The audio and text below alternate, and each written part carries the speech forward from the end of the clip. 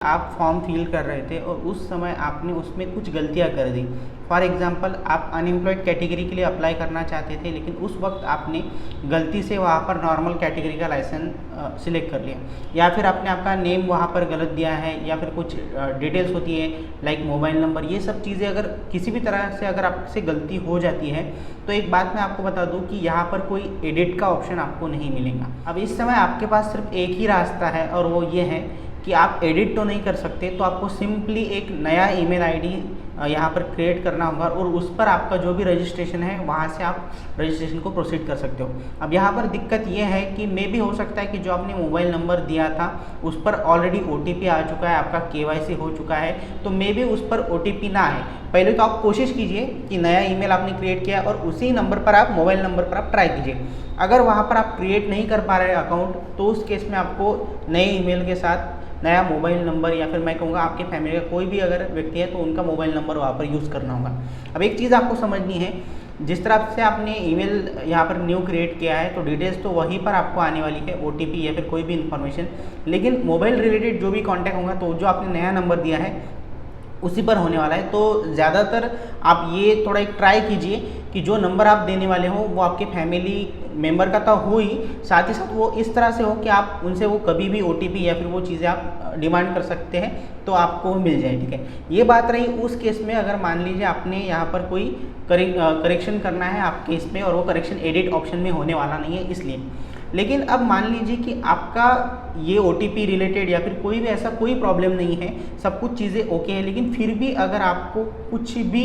Issue आ रहा है तो उस केस में आपको सबसे पहले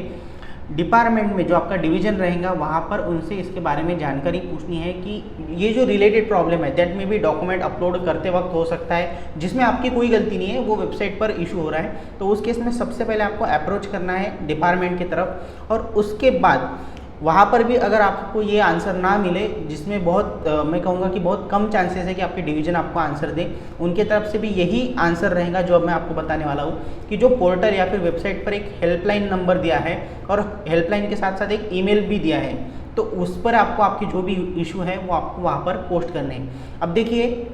अगर मैं महाराष्ट्र का एग्जांपल देता हूँ तो यहाँ पर अगर अनएम्प्लॉयड कैटेगरी का रजिस्ट्रेशन हो रहा है या फिर कोई भी रजिस्ट्रेशन हो रहा है तो ये फाइनली अप्रूव होता है नागपुर से। तो उस केस में अगर आप किसी अदर डिस्ट्रिक्ट से बिलोंग करते हो तो आपका प्रॉब्लम सॉल्व करने में यहाँ पर टाइम ज़रूर लगेगा। तो ज़्यादातर केस में ये कोशिश कीजिए कि जब भी आप फॉर्म फिल करने वाले हो, अगर आपको ये सब चीज़ें पता है कि किस तरह से फॉर्म फिल किया जाता है, लैपटॉप या फिर कंप्यूटर के ऊपर किस तरह से फिल किया जाता है, तो ही आप ये काम खुद कीजिए। अदरवाइज़ आपके किसी नेट कैफ़े से या फिर अगर पहचान में कोई है तो उनके बाजू में बैठ कर ही आप काम कर सकते हैं, ताकि ये समस्या ही आपको ना आए। ये रही एक बात। और रही बात कि सब कुछ ठीक था लेकिन फिर भी पोर्टल पर अगर कुछ इशू आ रहा है तो देखिए